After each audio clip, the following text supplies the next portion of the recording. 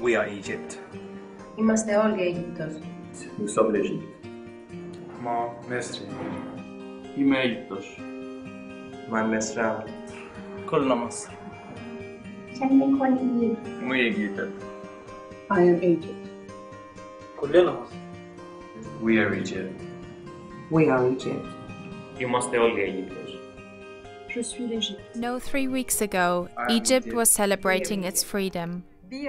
On London's Trafalgar Square, people stood in solidarity with the people of Egypt, the wider Middle East, and North Africa in their demands for an end to repression, for their freedom, their basic human rights, and immediate democratic reform.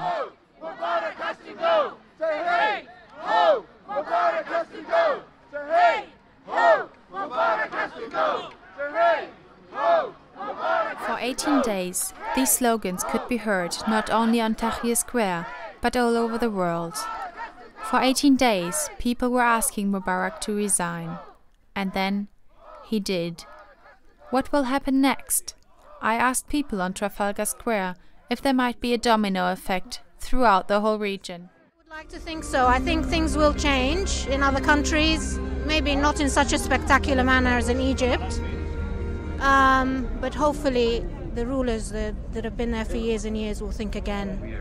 So yes, change for the whole region. Algeria is coming. We are exporting some people over there from Tahrir Square to help them in Algeria. I suspect there will be some degree of domino effect, although most of a lot of the leaders are trying to curb that. I think it's coming, it's coming. People from all over the world, they're living under the wall dictatorship. So this is a very good show for the rest of the world. It already started in Algeria, next Jordan. I think Saudi Arabia on the next line as well. Naim Shehadi is an associate fellow of Chatham House and a Middle East and North Africa expert. While a lot of people are hoping for a change in the whole region, he doesn't believe in a domino effect. Domino effect implies instant, consecutive fall of all the regimes. I think a process like this takes 10 to 15 years to happen. It's not necessarily caused by something that has an immediate effect. Naim Shehadi also thinks the tipping point for what is happening right now already happened a couple of years ago, in 2003, with the fall of Saddam Hussein. We are Egypt. Algeria is one of the countries that are not happy with their regime. Latifa Abid is a PhD student from Algeria. She says the people in Algeria are unhappy with the regime because of the corruption. The corruption has become very common in Algeria. I had to pay this to get my passport. I had to pay this to get my birth certificate. I am Egypt. The gap between very rich and very poor in Algeria is immense. The middle class almost totally disappeared. Young people have been demonstrating for days now, and they are asking for the whole regime to change. All over the Middle East, people are asking for the same. They all ask for a change and for freedom. But it all started in Tunisia, when on the 17th of December last year, Tunisian street vendor Mohamed Bouazizi set himself on fire. Demonstrations followed and spread throughout the country.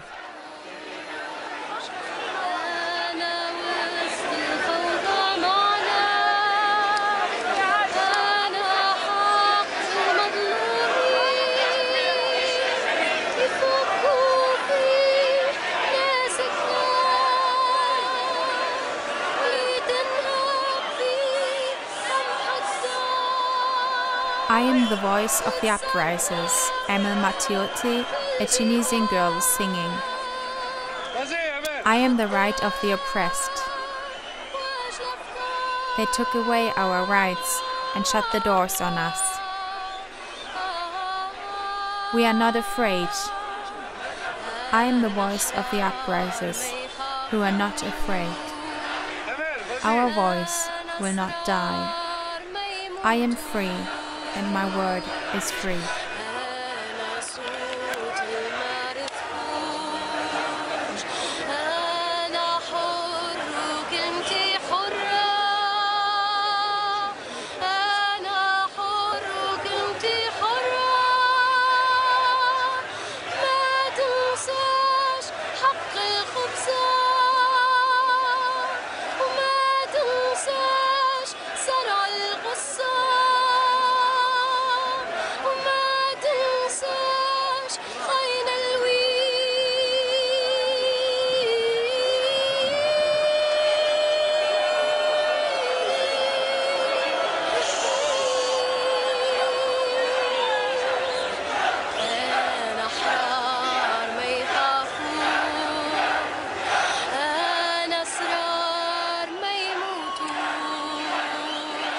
A few days later, President Ben Ali resigned after 23 years of iron fist rule. The Tunisian people achieved their goal. But what happens when a leader leaves his country? These popular movements, or street power as they call them, are a bit overrated if there is no proper follow-up. Imagine living under a regime like this and then seeing it collapse and realizing how fragile it is. That in the end it's just one man and his family, and when they collapse you suddenly realize that they were not that powerful. And these are regimes that controlled every aspect of your life, and the vacuum left behind is huge when people realize that now they are free. This shock affected the whole region. None of them are democracies. But it takes time for this to sink in. It takes time to realize what the aftermath looks like. Now people realize that there is a life after the dictator. Tunisia needs to reorganize itself. It needs to build up a new political system. Yesterday, Prime Minister Mohamed Al-Ghannouchi has announced his resignation after a renewed outbreak of street violence in the past few days. Ghannouchi was a long-time ally of President Ben Ali and had pledged to guide the country until elections can be held this summer. New elections are planned for mid-July. Up to then, political parties need to be built up. But how does one start a political party in such an environment? Noa Agoli is co-founder of the new political party, Républicains de Tunisie. If you're starting a new political party from scratch, you have three broad things that you need to do at the same time and very fast. The first is creating a structure, a political bureau, the different cells throughout the country, starting to recruit members and so on. You need to do fundraising and all that, all those administrative things that a party has to do. The second thing is you need to have a policy for transitional issues. Transitional issues are just, specific to a democratic transition process. They're not part of the regular manifesto in a normal country, but things like security or issues of transitional justice, like what do you do with the police force? Those are not normal points that you would normally have to work on, but because we're a new democracy, we have to work on those things. And the third point is the regular manifesto. Assuming we ever get into power, what would we do with the economy, with healthcare, with defense, with the regular manifesto aspects? The truth is that in 6 months, it's very short to be able to do all of that properly. But everyone is on the same starting block. Building up a new political party might be a lot of work. But in this transition period of a country like in Tunisia right now, it could also be an easy way to gain power. The Républicains de Tunisie is not the only new political party in Tunisia.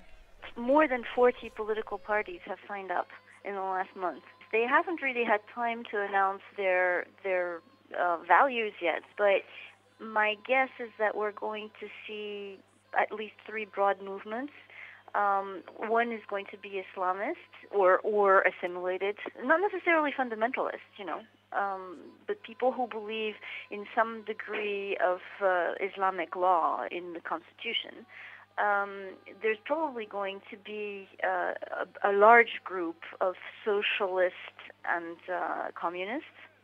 And then there is an emerging group, and I believe we're part of that, who are more in favor of free enterprise, more liberal in many ways. Nothing very, very conservative, but, more liberal, central liberal.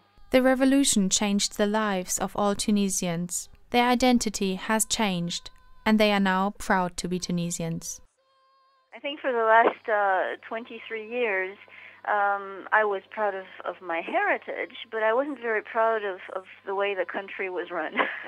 And I didn't feel connected with what was going on. I didn't feel motivated to try to do anything, because really there was very little you could do, given the leadership.